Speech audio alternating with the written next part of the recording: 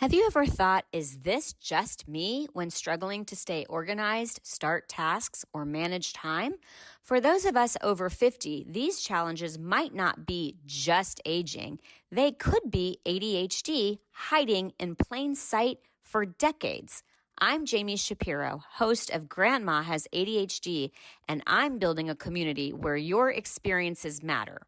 Whether you're diagnosed, questioning, or simply curious, you're not alone. Our Facebook group is filled with vibrant, understanding people over 50 who share their stories, strategies, and yes, even their struggles, with plenty of laughter along the way. Ready to find your people? Join our growing Grandma Has ADHD Facebook community. Please like and subscribe to the podcast wherever you listen and share it with someone who might need to hear they're not alone, because ADHD doesn't have an age limit and neither does understanding yourself better. Together, we're changing the conversation about ADHD after 50. Come be part of the story. Hi, and welcome to the latest episode of Grandma Has ADHD. I am super excited to be bringing you Dr. Corinne. Is it Auman or Oman? Yeah, Auman. Auman, thank you. That's something I probably should have rehearsed, but welcome to today's episode where we're joined by Dr. Corinne Auman, founder and CEO of Choice Care Navigators. Dr. Auman's journey into senior care began with a deeply personal experience, watching her mother struggle to make difficult caregiving decisions for her grandmother while juggling a full-time job and raising two children. That teenage observation sparked a powerful thought: there has to be a better way. Today, Dr. Auman has created that better way through Choice Care Navigators, where she and her team help families navigate the complex world of senior care to make well-informed decisions. Their mission is to help families make the best choices while making what can be an overwhelming process as stress-free as possible. Dr. Auman brings impressive credentials to this vital work. She's a nationally certified guardian and an advanced professional member of the Aging Life Care Association. She earned her PhD from North Carolina State University, where she specializes in developmental psychology with a focus on adulthood and aging. And she is an experienced educator, researcher, and author. She's written the book Teenagers, telling a new story about aging, which challenges traditional narratives about what it means to grow older. What makes Dr. Auman's perspective particularly valuable is her unique combination of academic expertise in aging, psychology, and real-world experience helping families navigate some of life's most challenging transitions. She understands not just the practical logistics of senior care, but also the emotional and psychological aspects that families face during these pivotal moments. Whether you're currently facing caregiving decisions, planning for your own future, or supporting others through these transitions, Dr. Auman's insights promise to offer both practical guidance and a fresh perspective on aging with dignity. And we'll tell you more about how you can find Dr. Corinne Auman later in this episode. But I also want to share a personal introduction. I actually met Dr. Auman. She was a speaker when I attended the Certified Senior Advisors Conference, where I spoke about ADHD in older adults. And of course, that sparks conversations with people when they hear me speak about ADHD. And it is very common for someone to come up to me and say, I'm being evaluated. And that is actually the case. Do you prefer Dr. Auman or Corinne? It's Corinne, and you Corinne. can call me that. It's Okay. fine. But I have to say, I know that you're in the process of being evaluated, but your bio reads like somebody with ADHD. I mean, if you listen to the other podcast episodes, you'll be quite impressed with all of the things. Uh-huh. So where you said, I always ask if I can out somebody, and I hate to even use the term out because I don't see ADHD as a disorder. Sure. I'm working to destigmatize it. So I feel like if we're hiding it, then we're saying there's a stigma or there's something to be ashamed of. So thank you very much for being open to having that conversation. But there's so many reasons that I wanted to bring you on. One, of course, is your own, why you think you might have ADHD, but also because decisions are so difficult with people with ADHD. For people with ADHD, I thought you kind of touch on so many of the nerves. So welcome. Thanks for having me. It's like you have all the problems, so please come talk to us. You don't have the problems, you have the solutions. There you go. Yeah. Yeah. And I'm going to apologize if you listen to my podcast on a regular basis. And I was telling this to Corinne. Benji seems to want to be vocal right when I get on to interviews. He's like figured out that he will get continued treats.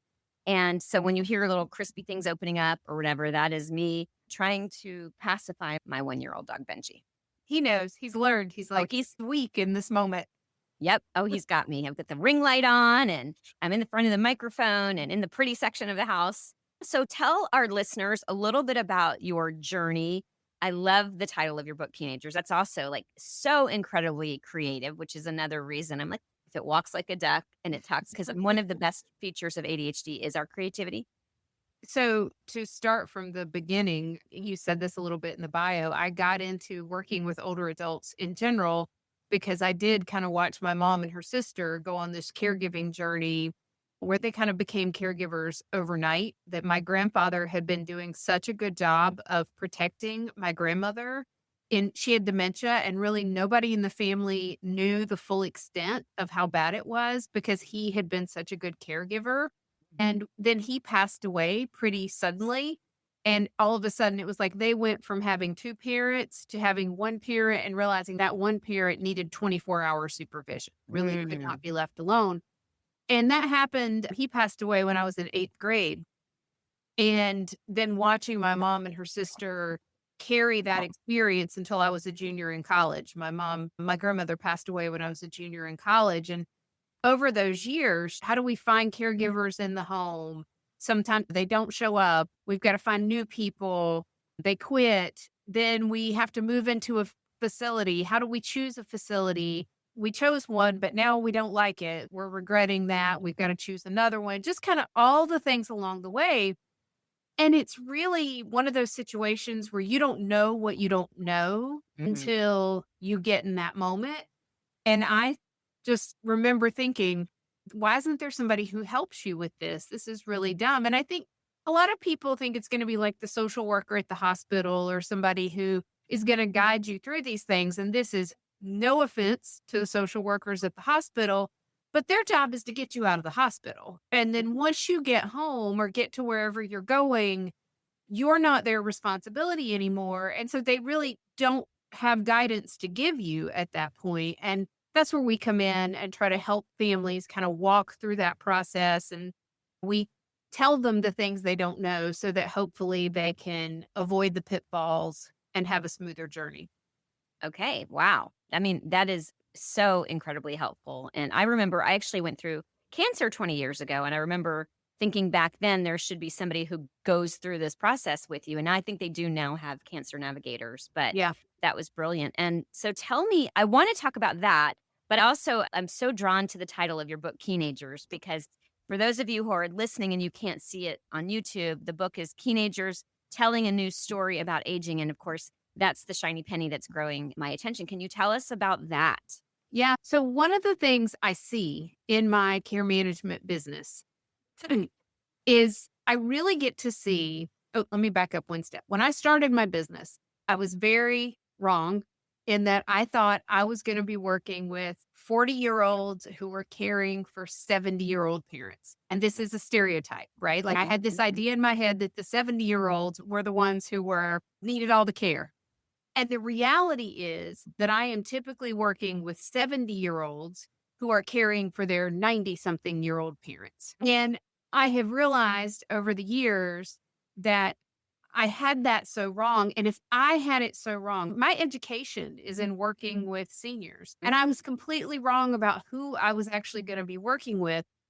And if I was that wrong, boy, everybody else has that stereotype wrong too. And I think it's so common that we think, oh, yeah, 70, you'll be in bad health and it'll be all downhill, that sort of thing. And what I see with my clients and just in the world is, no, at 70, a lot of people are still working, they're active, they're doing things. And so the whole book is about reshaping our cultural story around aging, because being an older adult today is very, very different than the way it was for your grandparents or your great-grandparents. It's a totally different story. And so I was trying to write a book about this and tell a positive story about aging. And if you go just Google words for older adults, they're almost all really, really negative. So it's codger, old coot, hag, crone.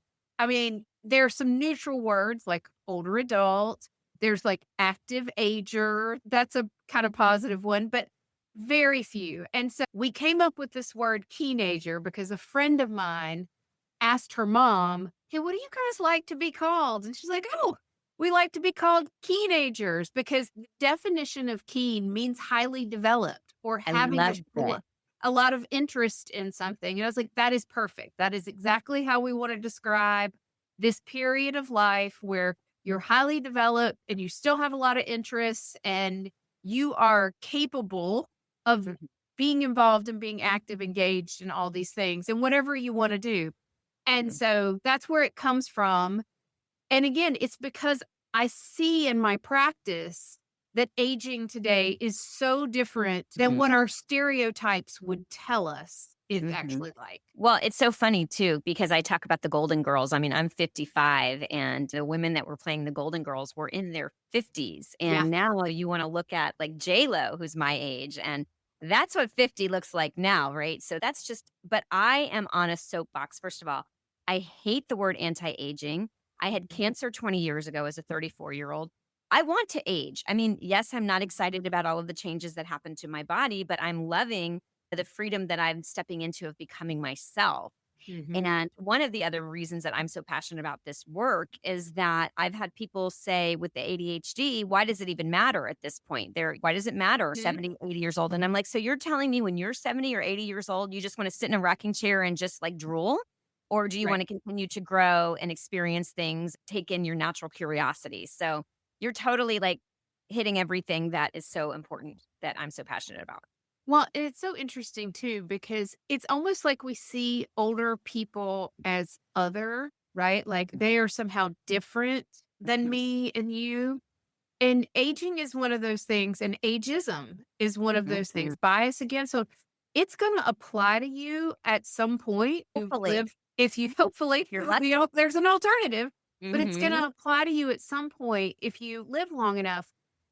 At what point would you like to stop being viewed as a whole person with wants and needs and desires and feelings?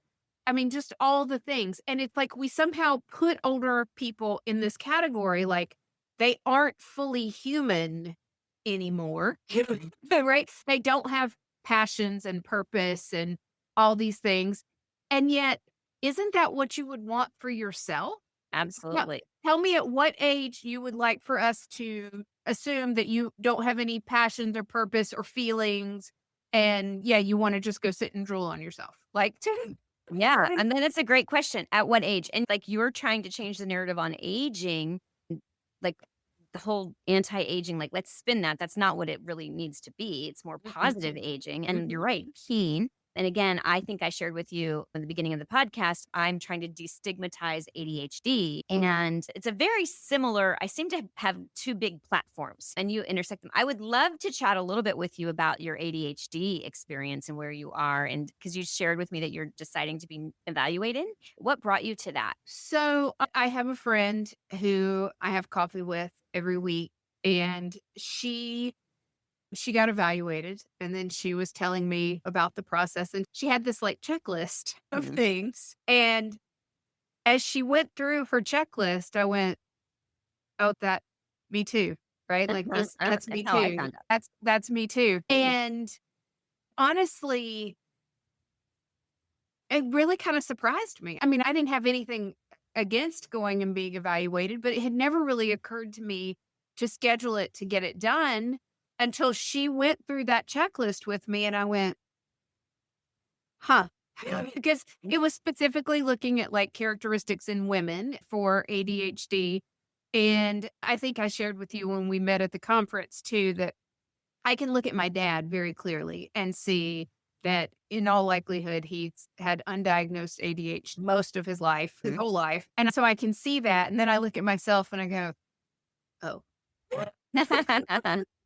And yeah, so that's what's led me down that path. It's actually scheduled in October. I don't Nice. know when this episode's Uh-huh. going to air, but yeah, so I've scheduled it and we'll see what comes out of it. I'm really curious at this point. And I think you and I talked about this too. Like so many people, particularly women with ADHD, I've functioned, right? I've Mhm. functioned well and I've never had any problematic behaviors where they said they needed to go get me evaluated to have me sit Mhm. down. I've made it through. And yet at the same time, that doesn't mean that it's not there. It's Right. we've developed these strategies Mhm. to work with it. Yeah, we mask. And I've learned through doing this podcast about perfectionism and perfectionist tendencies and we are overachievers. And that's why I said your bio reads like someone with ADHD. I think part of it is, and this is my experience, you tell me if this applies to you. I don't do well sitting. I have to have something that I'm working towards. If I don't have something and I've got like a day with nothing, I panic. I don't know what to do with myself and I shut down. And I think that is she's nodding her head, by the way, Mhm. in agreement. So I so I don't know. My husband kind of laughs at me. It doesn't understand because he can take a Saturday and like watch movies or read books or just do nothing. Just do Mhm, nothing. I do not know how to do that. And in fact, what you said about if I have a day where there is nothing scheduled, like there's just time to mhm. relax, I almost have a anxiety attack. Yeah, I either have to I have to create a schedule for myself. Like, here are the things I'm going to get done today. Oh, but like, let's just sit around and do nothing. do you feel guilty if you're not being productive? Yes. Okay, Yes. exactly. Absolutely. So, Um, again, you look at a bio like yours and you're like, "Okay, she's striving, she's striving." I also have found that a lot of times because people with ADHD, we're so now and not now, and we're just so driven that we don't even stop to savor our accomplishments to like, "Oh, I did that." And one of the things that I learned in my ADHD coaching is a lot of us have to go back and look at our LinkedIn bio, even if we remember to update, and she's laughing again, our LinkedIn bio because we're just, okay, next thing, next thing. I feel like my brain, it's almost like I have more brain than can fit in my head, if that makes any sense. And I cannot like just retract, like there's too much. It's so anyway, that's actually the title of my book is about too much, to having too much, feeling too much, being too much. So you said you think your father's got it. My father, by the way, also has hyperactive ADHD and was never formally diagnosed either because they just didn't diagnose that generation. But I have a half brother. We share a father, and he was diagnosed with hyperactive ADHD and had to be put on Ritalin. And so when my ex husband accused me of having ADHD, I was like, no, I don't, because I'm not that behavior issue, but I didn't know that constant brain going or like when you were in class, did you procrastinate on projects? Mhm. Okay, because we needed that like that hit, that Well, dopamine.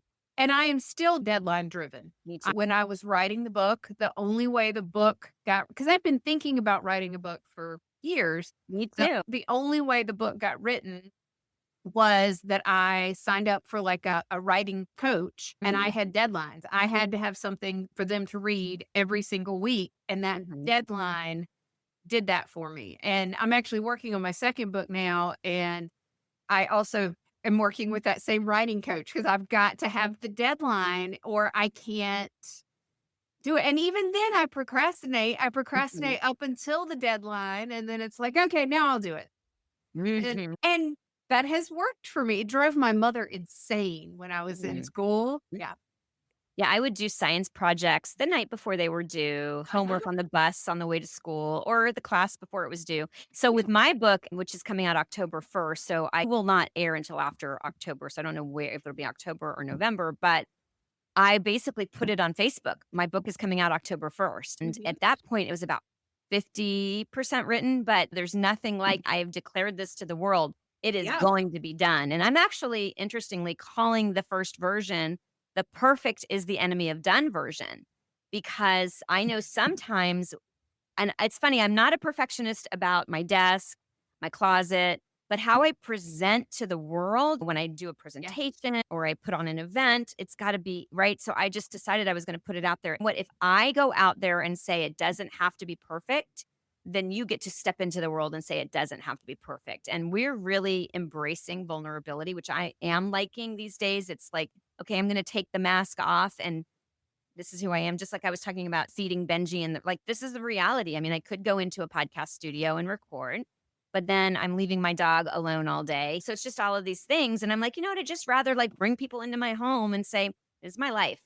I was laughing a little while you were talking about your book because I don't know if you allow cussing on your podcast, Oh, but please. It's a sign of intelligence. when I was writing my first draft, not the final draft of the book, but when I was writing the first draft, the only way I could get myself through it was to continuously, I had a big like post-it note on behind my computer where it said, "This is your shitty first draft." Because my writing coach said, basically, we can edit anything but a blank page. So this is your shitty first draft. It's going to suck. It's going to be terrible, but you've got to get things on the page so that we can edit and get the final version, that sort of thing. But that perfectionism, that's what had kept me from doing it, because what I would want to do, I would write something and then I would want to edit it. And I'm like, well, where's this going to go? And I couldn't figure out what to do with it. And so then I would just stop. And it's like, you got to put it out there. And I continuously have to do that to say, just, it's fine, whatever. You got to produce something because then you can perfect it. Yeah. And there is pain. Yeah, there's nothing worse than staring at a blank page. I mean, especially when you don't know how to prioritize, begin tasks, you become overwhelmed. And that's been actually, as a coach, the biggest thing I'm experiencing with my clients seems to be the perfectionism. It seems to be the beating themselves up. I'm not doing it the way I think it should be done. I don't want to put it into the world until it is. And I mean, hosting a podcast and coaching has just, I know my ADHD now because I've been learning about it, but when I get to hear other people's experience, and I always say in every podcast, and maybe you're bringing an audience to this podcast that hasn't heard Grandma Has ADHD. If you meet one person with ADHD, you meet one person with ADHD, because we really all have very different experiences.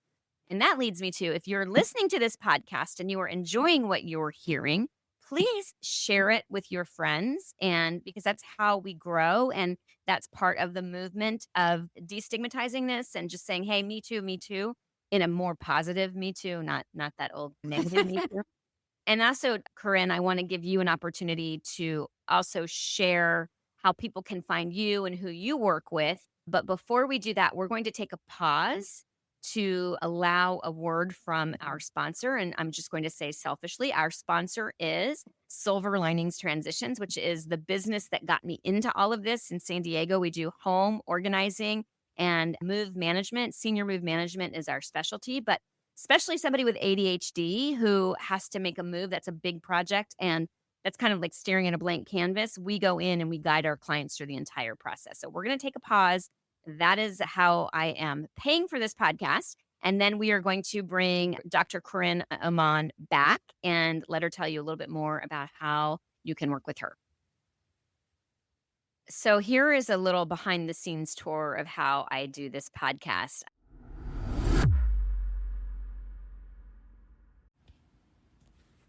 Hey there, amazing listeners. Get ready because something incredible is coming your way. And trust me, you're not going to want to miss this.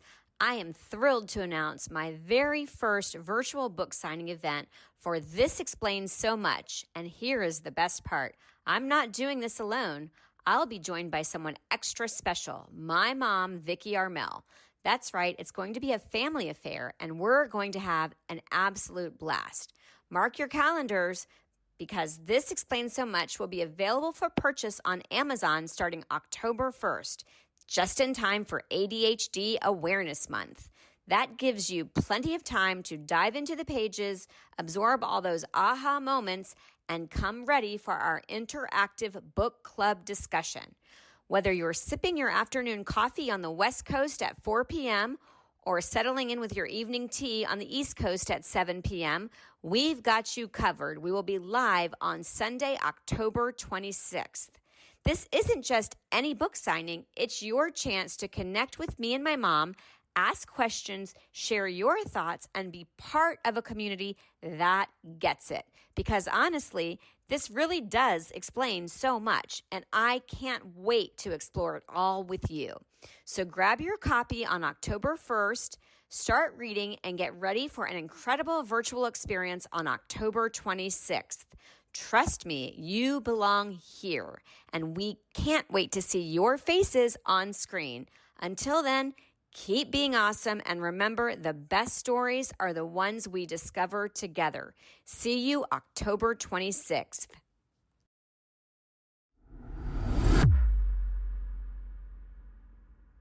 Ever wondered why helping a loved one declutter feels like speaking different languages?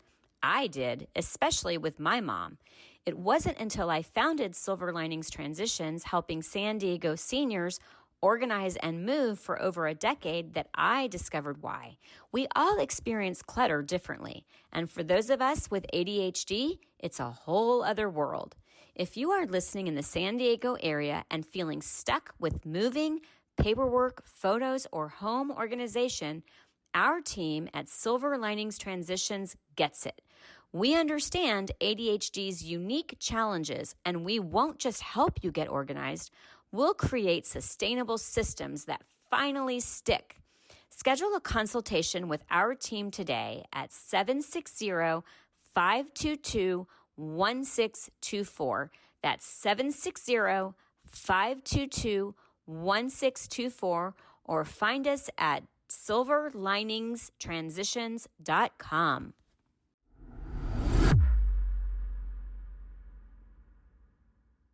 When I take the pause, I usually have a sip of water and I ask my guest, how do you feel the interview is going? Is there anything we didn't touch on that we should?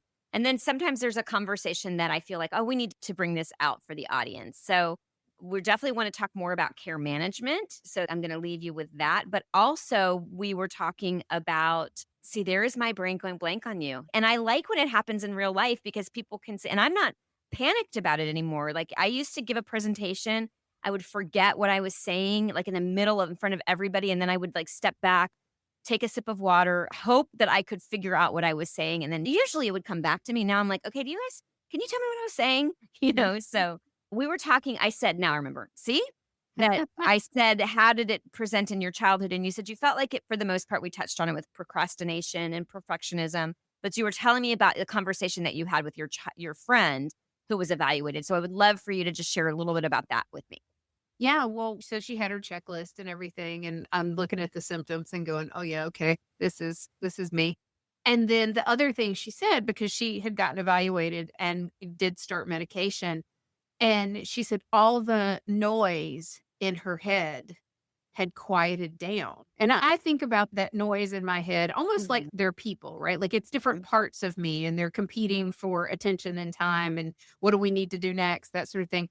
And so I was like, oh, I can get all the people in my head to sit down at the table. Like everyone could just chill and relax. Because I do think we were talking earlier about feeling like if I've got a bunch of free time, I don't know what to do. It's almost like those different parts of me, all of a sudden they go, oh, I want to be in charge. And there's all this kind of chaos that happens, creates all the anxiety and that kind of thing. So I'm really interested in whether or not I can get all the parts to sit down and chill out. Could they relax for a whole day? That's something that is possible. Right. I do want to say though, like if I go on vacation, if you take me out of my normal environment, then I can relax. Yes. Right? Like if you take me somewhere different, I can. If I'm here, say what needs to get done next. For me, it's productivity. So I don't feel guilty if I'm not productive on a vacation. That's right. Then I can actually go do stuff. There's no staycation for me. That's not going to be wow. So see, I just added another tool in my toolbox. I do want to touch on medication really briefly, just because I do stay away from that conversation. Just because, and this is something you're going to know, as we age, we have so many other conditions that are going on that have to be managed that sometimes we can't bring in another pill or we can't take a stimulant. I am not saying I'm against it in any way, shape, or form. I just stay away from it because of who my audience is. But I'm open. I am now taking a little bit of Wellbutrin. I'm on the lowest dose. My ADHD was pretty manageable. And then as I was sharing with you, I think at conference, that as I am approaching menopause. I have not had a period since January of 2025. We're now in September. And so I'm not menopausal yet, but it's looking like it's going to happen. Although I did Yeah. have a dream that I was menstruating last night. Hopefully I What mean, a let's terrible dream. finish. Terrible. But my ADHD has gotten to the point where I'm impacted by it. Yeah. And so I decided I did went on Wellbutrin for anxiety while I was going through my divorce and starting a business. And then I went off of it. So I knew that one of the off labels of Wellbutrin was easement of ADHD symptoms. And so I take that and that has helped. So like I said, I'm not anti-medicine. I'm just I, not. I I think that's an excellent point. I mean, we are a really good society of prescribing medications. We're not terribly good at de-prescribing medication. And one of the things I see all the time in our care management practice is seniors who are on so many medications from different doctors, and the Mhm, doctors are not communicating with each mhm, other. One of the services we offer, we have a nurse on staff, and she will come in and review all their medications. mm, And then if she sees things like duplicate blood pressure medicines or things that she can't figure out why they're on it, they've been on it for years and the client doesn't know why they take it anymore, they just do. She'll call the mhm, doctors with the patient there and try to get everything straightened out so that if we can reduce that medication load, we want to, because our bodies change as we get mhm, older. And so how we process the medications mhm, changes. We don't get them out of our system as fast. And of mhm. course, the more medicines you take, the more potential there is for drug interactions. Yep. When you've got somebody on 13 or more medications, nobody has ever run a study going, well, let's see what this combination of medications does. And we are the lab rats in that situation. And if your loved one isn't, if they've got other symptoms, if they've got progression of dementia or things like that, the number one thing we look at is what medicines are they on and Mm, are there things we could get them off of? Because sometimes that dementia is actually medications that have a lot of side sure. effects and are muddling and giving them brain fog. Sure. And I want to say also ADHD can cause that brain fog as well. And people aren't Right. aware of that. And I also learned as a certified senior advisor in my years of working with seniors is that it can also be a UTI. And I've actually had a friend whose mother started to show signs of dementia. And I'm not a doctor, but I'm like, I've heard it could be, and sure enough, she had a UTI. Yeah. So I would love to hear a little bit more about care management from you, just so that our audience knows that it exists and how they can be helped. And you're in the North Carolina area, is that correct? Yeah, I am. So our professional organization is called Aging Life Care because we really can help do care management for people of all ages, I mean, people with developmental disabilities, all kinds of groups. But typically we're working with older adults. That's the most common. Mhm. But aginglifecare.org, and you can use the search feature on that website to find a care manager anywhere in the United States. And so that's a really great resource because I'm in North Carolina. And what you really want, excuse me, is someone in your local area because they're going to know the resources and Mm. what's available to you in that area. I know Central North Carolina. If you put me in Missouri, I'm not going to know the laws or the rules or any of the resources in Missouri. But care management itself is really, I joke sometimes that we're like adult daughters for hire, and my team happens to be all female. There are male care managers out there too.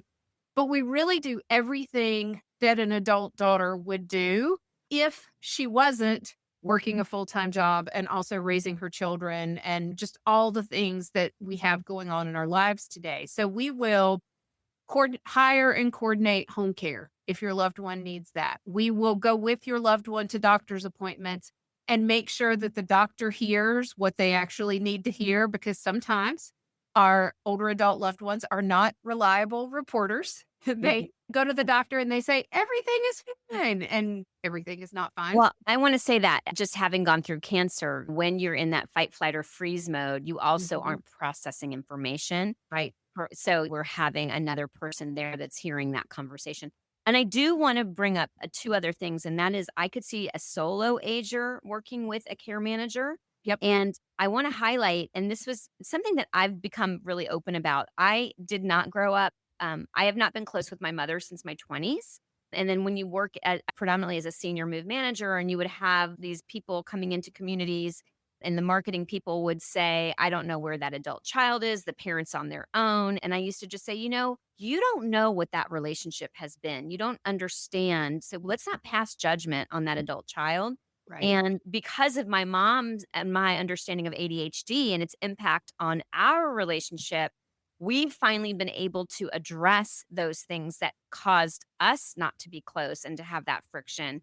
And she now sees my perspective and I now see hers. And to me, that's a really, really, I'm actually speaking, I'm the keynote speaker at the Aging Life Care Manager Conference for Western Region.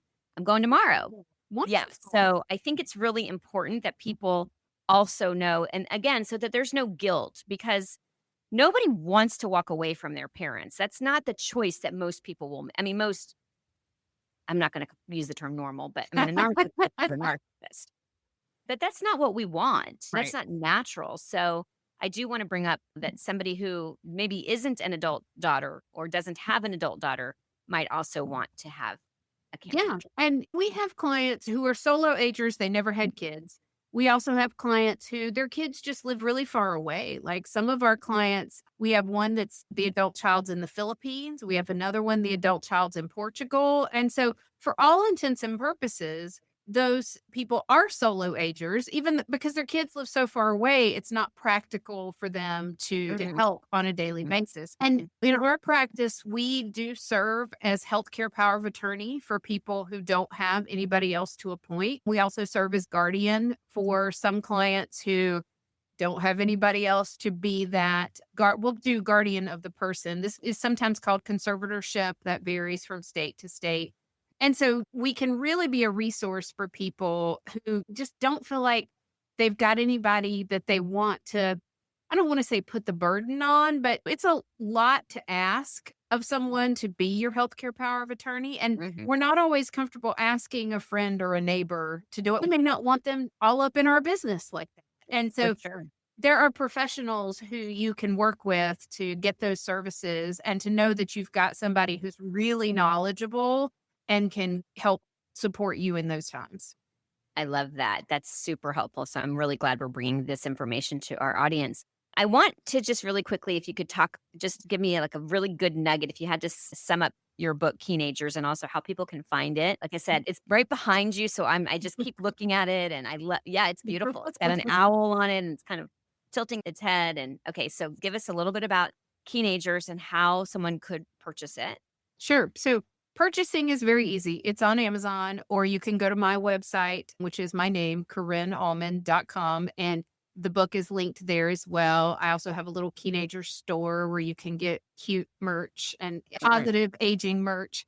But the book is really about because fighting ageism is an inside job. You have to Mhm. start with your own head and what are you thinking about your aging experience and what are you saying? What are the words that are coming out of your mouth about your aging?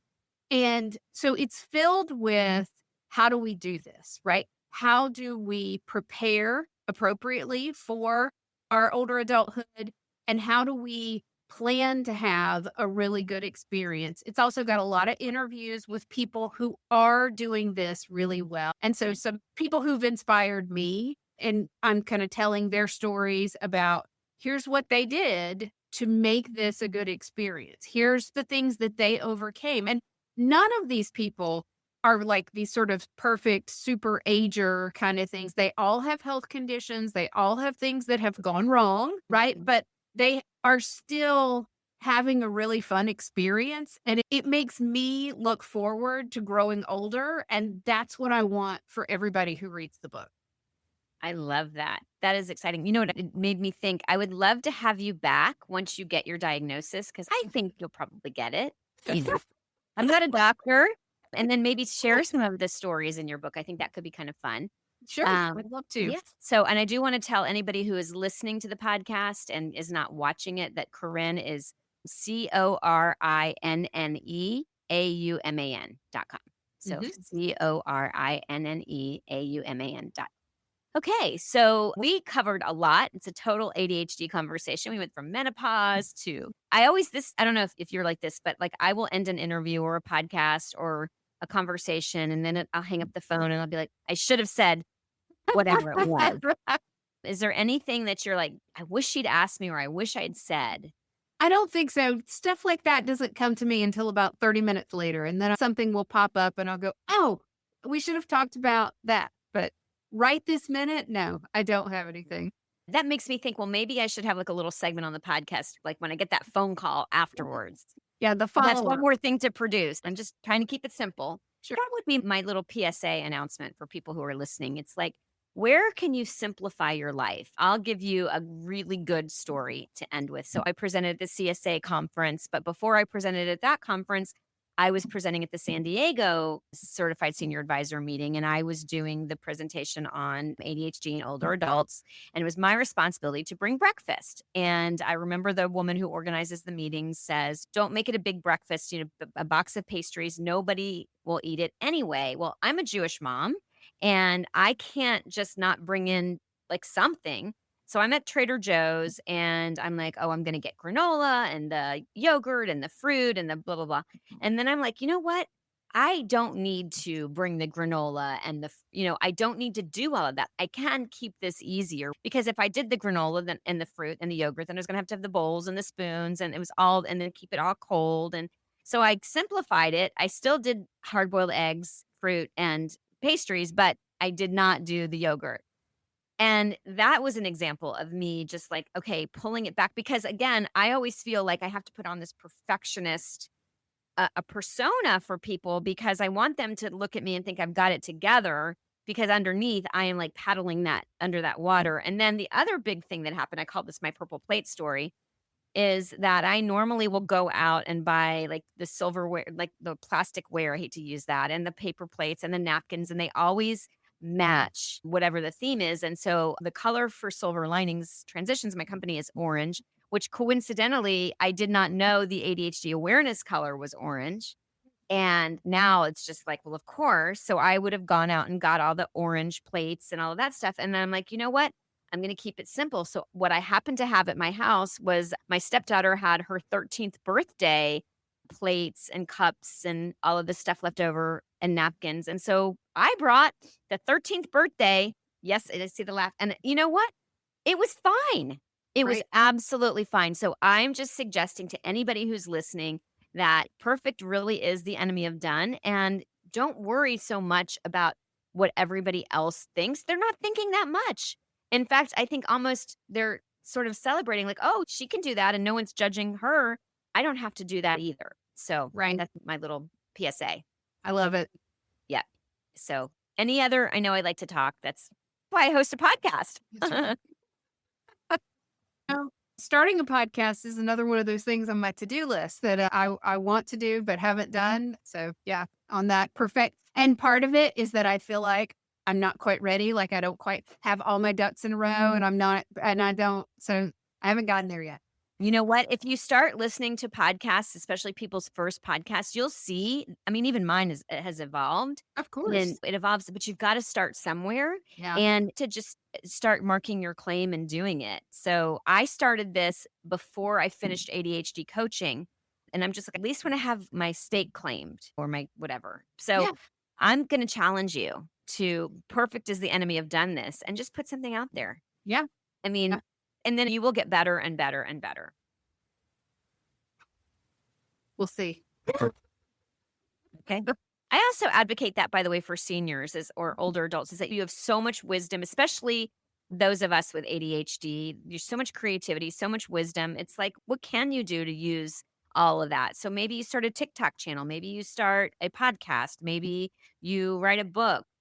I love the idea of doing TikTok reels with grandchildren. I love seeing grandparents and grandchildren all over social media.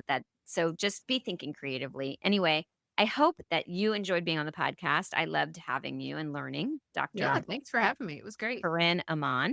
And for all of you who listened, I appreciate you taking time out of your day to hear what we have to say. And again, please like and give me a message. Let us know what you think. And then find us on the Grandma Has ADHD Facebook page. Now that the book is written, I can go back to paying attention to that because I sort of can only do one thing at a time. And I neglected that. And now I want to build a community. So find us and help me build the Grandma Has ADHD community, because we really are not meant to be alone. Whether it's family that we have by choice or family that we have by birth, we can all be connected to other people. So those are my parting words. Yeah. So anyway, thanks so much for listening. Make the rest of your life the best of your life. The opinions expressed on Grandma Has ADHD podcast are those of our guests and hosts and are intended for informational and entertainment purposes only. This podcast does not provide medical advice, diagnosis, or treatment. The content discussed in this episode is not a substitute for professional medical advice, diagnosis, or treatment. Always seek the advice of your physician, mental health professional, or other qualified health provider with any questions you may have regarding a medical condition or mental health concern. Never disregard professional medical advice or delay in seeking it because of something you have heard on this podcast. If you think you may have a medical emergency, call your doctor or emergency services immediately. The host, guests, and producers of Grandma Has ADHD do not assume any liability for the content of this podcast. Listen at your own discretion.